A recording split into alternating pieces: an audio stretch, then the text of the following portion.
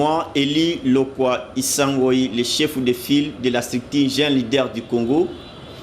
je viens par la présente adresser nos sincères et meilleurs vœux à tous les Congolais et bien particulièrement à nos amis membres de la structure Jeune Leader du Congo et des différentes provinces de la République démocratique du Congo. Et bien entendu, nous ne cesserons de remercier les partenaires et de leur adresser nos meilleurs vœux pour le nouvel an 2021. Ce sont des partenaires qui ne cessent de nous apporter leur soutien pour l'avancement et l'émergence de la structure Jeune Leader du Congo. Ils se sont vraiment investis pour l'encadrement, la promotion de la jeunesse et de la République, et bien particulièrement ceux de la structure Jeune Leader du Congo. Nous adressons aussi les meilleurs vœux à nos amis de Goma, de Congo Unité, qui ne cessent de nous envoyer les invitations pour prendre part à des différentes assises, des conférences de jeunes, et nos amis de la conférence régionale des pays de Grand Lac à Bujumbura. Nous leur adressons vraiment des meilleurs vœux pour l'année 2021. Et voilà aujourd'hui la structure Jeune Leader du Congo, dans le cadre, dans les différents objectifs pour lesquels elle s'est assignée, pour l'avancement de la bonne gouvernance et du leadership dans notre pays. Nous proposons au pouvoir public qui est l'État, au niveau national tout comme provincial, qu'aujourd'hui nous avons des grandes potentialités dans notre pays. En tant que la République, nous avons plus de 80% des terres arables non exploitées, nous avons 40% de coltan, nous avons 80% de cobalt, nous avons 46 000 MW qui peuvent alimenter toute l'Afrique et pourquoi pas la République tout entière. Nous avons plus de 23 000 hectares de forêts qui peuvent alimenter la République démocratique du Congo avec l'énergie en biomasse. Nous avons toutes formes de potentialités, 60% de la biodiversité, les forêts, les bois, les eaux, ainsi que les poissons, les animaux qui peuvent booster le capital économique de notre pays. C'est ainsi qu'aujourd'hui, le chef de l'État, qui est le garant des institutions publiques, à qui nous adressons nos meilleures vies, doit bien entendu prendre en considération nos différentes recommandations et propositions pour les appliquer lors de la mise en place de l'Union sacrée, qui est aussi une meilleure plateforme dans laquelle serait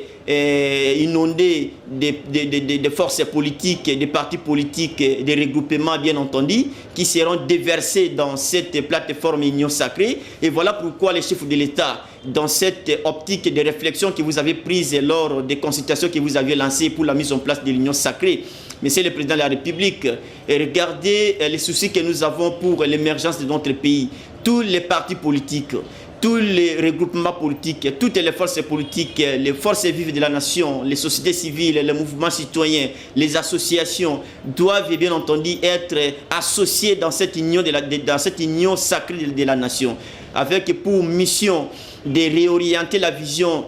vers un leadership efficient et perspicace, vers une bonne gouvernance pour bien entendu bannir les antivaleurs comme la mégestion, comme le détournement des capitaux, le blanchiment des deniers publics, la corruption, le coulage des recettes publiques, ainsi que d'autres antivaleurs qui ne corroborent pas la réalité de l'état de droit dans notre pays. Monsieur le Président de la République, voici la structure Jeune Leader du Congo qui s'est dit être prête d'adhérer à la vision de l'union sacrée de la nation, et que nous ne cesserons jamais de vous approcher, de vous consulter. Si et seulement si ça ne va pas, vous aurez nos recommandations, nos contributions pour l'émancipation de la République démocratique du Congo, pour l'émancipation de toutes les provinces, l'émancipation de tous les territoires et de toutes les entités territoriales décentralisées. Je vous en remercie.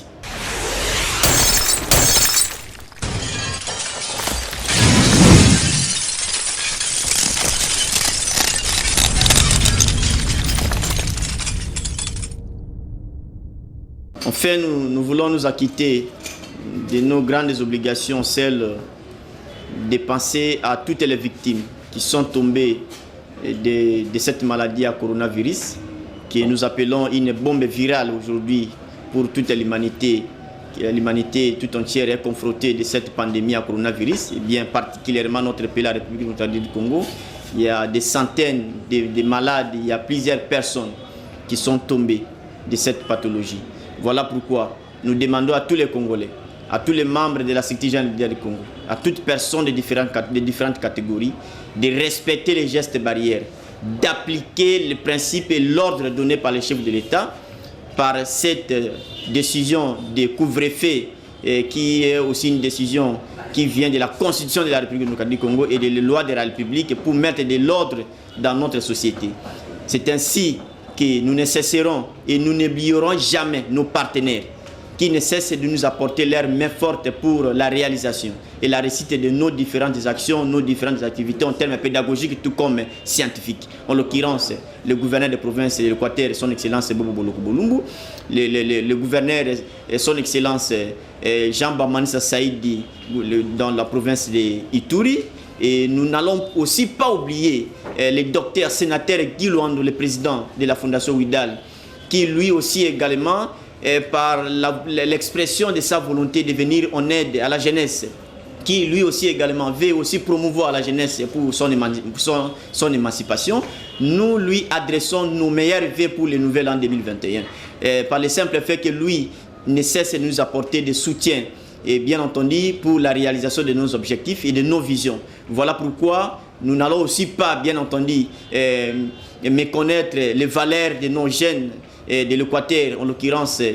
Jean-Paul Biyemboyi, qui lui aussi également, comme les autres, ne cesse de nous apporter des soutiens pour la réalisation de nos différentes activités, la réalisation de nos actions comme leader. Et voilà pourquoi, pour finir aujourd'hui, nous demandons aux Congolais d'investir dans le leadership des faits que dans le leadership des droits. Je vous en remercie.